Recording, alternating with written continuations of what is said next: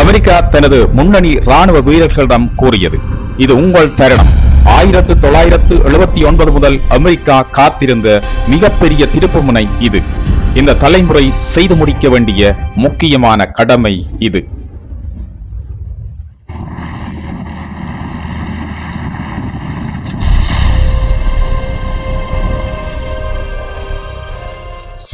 அமெரிக்காவின் பஹ்ரைன் மற்றும் ஐக்கிய அரபு அமீரகத்தில் உள்ள ராணுவ தளங்களுக்கு ஒரு முக்கிய உத்தரவு வந்து சேர்கிறது. ஹார்மோஸ் நீரிணை ஸ்ட்ரெய்ட் ஆஃப் ஹார்மோஸ் நடவடிக்கைக்காக 20,000 படையினரை முழு போர் தயார் நிலையில் கொண்டு வர வேண்டும் என்று கட்டளை இடப்படுகின்றது. அதிகாலை நேரத்தில் ராணுவ வாகனங்கள் படைத்தளங்களுக்கு விரைகின்றன. ராணுவ வீரர்கள் விரைவாக தங்கள் பைகளில் உடைகள், சுகாதார பொருட்கள், முதலுதவி பொருட்கள் மற்றும் உணவு, தேவையான தனிப்பட்ட பொருட்கள் ஆகியவற்றை எடுத்துக்கொண்டு தயாராகின்றார்கள். அவர்கள் மத்திய கிழக்கு பகுதிக்கு அனுப்பப்படுகின்றார்கள். எவ்வளவு காலம் அங்கே இருக்க வேண்டும் என்பது பற்றி எதுவும் அவர்களுக்கு குறிப்பிடப்படவில்லை. யாரும் எந்த கேள்வியும் கேட்கவில்லை. அனைவரும் அமைதியாக லாரிகளில் ஏறி விமான நிலையங்களுக்கு புறப்படுகின்றனர்.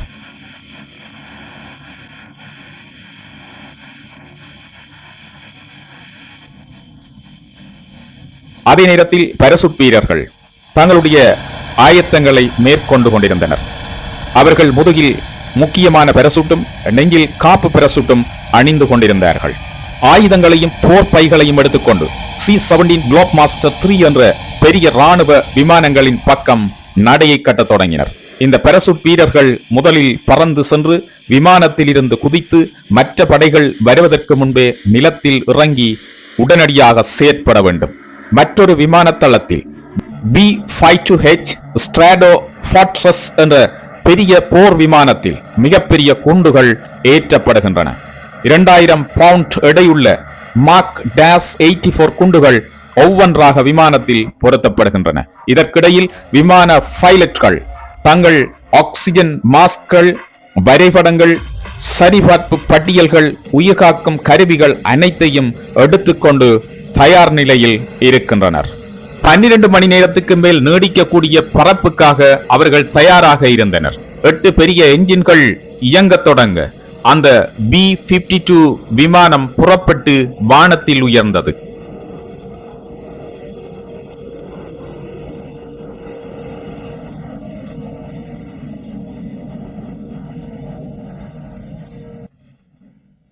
அதே நேரத்தில் பெர்சியக் வளைகுடாவில் இருந்த USS திரிபோலி என்ற கப்பலில் அமெரிக்க மெரைன்கள் தயாராக காத்திருந்தார்கள். அவர்களின் CH-53E சூப்பர் ஸ்டாலியன் ஹெலிகாப்டர்கள் பறக்க தயாரானது. மெரைன்கள் தங்கள் உபகரணங்களுடன் ஹெலிகாப்டர்களில் ஏறினர். ஹெலிகாப்டர்கள் பறந்து கரைக்கு சென்று முன்னணி படைகளுடன் இணைந்து கொள்கின்றன. மற்ற கூட்டணி தளங்களில் UH-60 பிளாக் ஹாக் ஹெலிகாப்டர்கள் தொடர்ந்து பறந்து மேலும் படைகளை முன்னணிக்கு கொண்டு வந்தன. ஹெலிகாப்டர்கள் பறந்து கரைக்கு சென்று முன்னணி படைகளுடன் இணைந்து கொள்கின்றன. மற்ற கூட்டணி தளங்களில் UH-60 பிளாக் ஹாக் ஹெலிகாப்டர்கள் தொடர்ந்து பறந்து மேலும் படைகளை முன்னணிக்கு கொண்டு வந்தன. இவை தொடர்ந்து நடந்தது. இறங்கு, படைகளை இறக்கு, மீண்டும் பறந்து செல், புதிய படைகளை கொண்டு வா.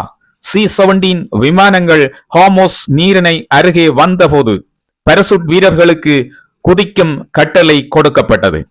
ஒவ்வொருவரும் விமானத்தில் இருந்து குதிக்க தொடங்கினார்கள். சில நிமிடங்களில் அனைவரும் நிலத்தில் இறங்கி தங்களுடைய குழுக்களுடன் சேர்ந்து கொண்டனர். பின்னர் விமானங்கள் கூட்டணி விமான தளங்களில் இறங்கி வாகனங்கள் மற்றும் உபகரணங்களை இறக்கின. அனைத்து படைகளும் தங்கள் இடங்களில் சேர்ந்தனர். பாராசூட் வீரர்கள் வந்த வாகனங்களுடன் இணைந்தனர். ஹெலிகாப்டரில் வந்த மெரைன்களும் தங்கள் பகுதிகளை பிடித்தனர்.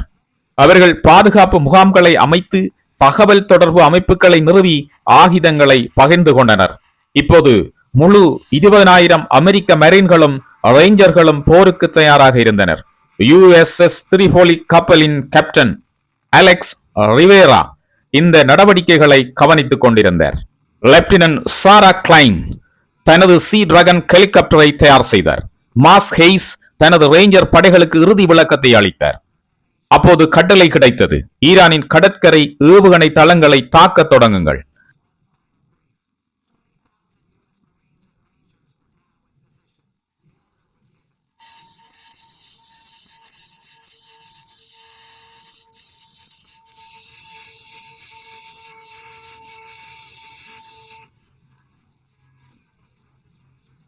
முதல் தாக்குதல் அலை கடற்கரையை தாக்கியது. ஹெலிகாப்டர் துப்பாக்கி சூட்டின் பாதுகாப்பில் படைகள் தரைக்கு இறங்கினார்கள். ரேஞ்சர் படைகள் முதல் ஏவுகணை தளத்தை நோக்கி விரைந்தன. சி டிராகன் ஹெலிகாப்டர் துல்லியமான ராக்கெட் தாக்குதல் நடத்தியது. ஒன்றின் பின் ஒன்றாக ஈரானின் கடற்கரை ஏவுகணை தளங்கள் அழிக்கப்பட்டன. ரேடார் நிலையங்கள் புகை மற்றும் தீயில் சிதறின. அடுத்த பெரிய ஏவுகணை மையமும் தாக்குதலில் விழுந்தது. மாலை நேரம் வரும்போது ஹார்மோஸ் நீரிணை அருகிலிருந்த அனைத்து ஏவுகணை தளங்களும் அழிக்கப்பட்டிருந்தன. பின்னர் கேப்டன் ரிவோரா ஈரான் படைகளுக்கு ஒரு இறுதி எச்சரிக்கை விடுத்தார். நீங்கள் நீரிணையை இழந்து விட்டீர்கள், ஆனால் ஏவுகணைகளை வைத்திருக்கின்றீர்கள். இப்போது உங்கள் மின் நிலையங்களை இழக்க நேரிடும். முழுமையாக சரணடையுங்கள், இல்லையெனில் மின் அமைப்பை நிறுத்தி விடுவோம். பின்னர் அமெரிக்க படைகள் ஈரானின் மின் நிலையங்களை கைப்பற்றிச் சென்றனர். முதல் மின் நிலையம் எந்த சேதமும் இல்லாமல் பிடிக்கப்பட்டது. இரண்டாவது பெரிய மின் நிலையமும் ஹார்மோஸ் நீரிணை பாதுகாப்பாக திறக்கப்பட்டது. சூரியன் மறையும் நேரத்தில் அமெரிக்க வீரர்கள் வெற்றியை கொண்டாடினர். அமெரிக்க கொடி உயர்த்தப்பட்டது. 20,000 மெரைன்களும் ரேஞ்சர்களும் பெருமையாக நின்றார்கள். உலகத்தின் எண்ணெய் கப்பல்கள் மீண்டும் பாதுகாப்பாக ஹார்மோஸ் நீரிணை வழியாக பயணம் செய்ய தொடங்கின. அடுத்த நாள் காலை படைகள் மீண்டும் ஹெலிகாப்டர்கள் மற்றும் கப்பல்களில் ஏறி திரும்ப தொடங்கினர். ஸ்ட்ரைட் ஆஃப் ஹார்மோஸ் இப்ப யாருடைய கட்டுப்பாட்டில் இருக்கு? இந்த கன்ஃபியூஸ் உங்களுக்கு வந்திருக்கும். இவ்வளவு தூரம் நீங்க காணொலியை பார்த்திருந்தா உண்மையில ஸ்ட்ரைட் ஆஃப் ஹார்மோஸ் என்பது ஈரானுடைய முழுமையான கட்டுப்பாட்டில் தான் இருக்குது. ஸ்ட்ரைட் ஆஃப் ஹார்மோஸை தொடர்ந்து அமெரிக்கா மற்றும் அமெரிக்கா சார்பான நாடுகள் இஸ்ரேல் போன்ற நாடுகளுக்கு ஈரான் பிளாக் பண்ணி வச்சிருக்குது. ஏனைய நட்பு நாடுகளுக்கு இந்த கடல் வழி பாதை எப்பவுமே திறந்திருக்கும் என்று சொல்லப்படுது. இது பெர்மனண்டா க்ளோஸ் பண்ணப்பட இல்லை. ஆனால் ஒரு 48 மணி நேர காலக்கெடுவை அமெரிக்காவினுடைய பிரசிடென்ட் ஈரானுக்கு கொடுத்திருந்த திறக்கணும், எல்லாருக்குமாக திறக்கணும். அப்படி திறக்க இல்லைன்னு சொன்னா ஈரான்ல இருக்கிற உயர் அணு மின் உற்பத்தி நிலையங்கள் எல்லாத்தையும் தாக்கி அழிப்போம், உட்கட்டமைப்புகள் எல்லாத்தையும் தாக்கி அழிப்போம் என்று சொல்லியிருந்தேன். ஆனால் ஈரான் அதை ஒரு பொருட்டாகவே எடுத்துக்கொள்ள இல்லை. ஈரான் அமெரிக்காவுக்கு மிகப்பெரிய ஒரு சவாலை விடுத்தது. நீங்கள் அப்படி கை வச்சாலுங்கிற நாட்டில் நாங்களும் அமெரிக்காவினுடைய நட்பு நாடுகள் மீது தாக்குதலை நடத்துவோம். நட்பு நாடுகள் என்று சொல்லியிருக்கலாம். வளைகுடா நாடுகளில் இருக்கிற அமெரிக்காவினுடைய இராணுவ முகாம்கள் இருக்கிற அல்லது அமெரிக்கா சார்பான தொழிற்சாலைகள் இருக்கிற இந்த நாடுகள் எல்லாத்தையும் தாக்குவோம், உட்கட்டமைப்புகள் எல்லாத்தையும் தாக்கி அழிப்போம் என்று சொல்லி ஒரு அச்சுறுத்தலை விடுத்தது. அதுக்கு பிறகு ட்ரம்ப் என்ன செய்தார்னு சொன்னா இதுல இருந்து பின்வாங்கினார். இதுதான் கதை. இது ஒரு பயிற்சிக்காக மேற்கொள்ளப்பட்டது. அமெரிக்காவினுடைய இந்த ஸ்ட்ரைட் ஆஃப் ஹார்மோஸ் கனவாகவே இருக்கிறது. காணொலி பிடிச்சிருந்தா லைக் பண்ணுங்க, தொடர்ந்து காணொலியை பாருங்க.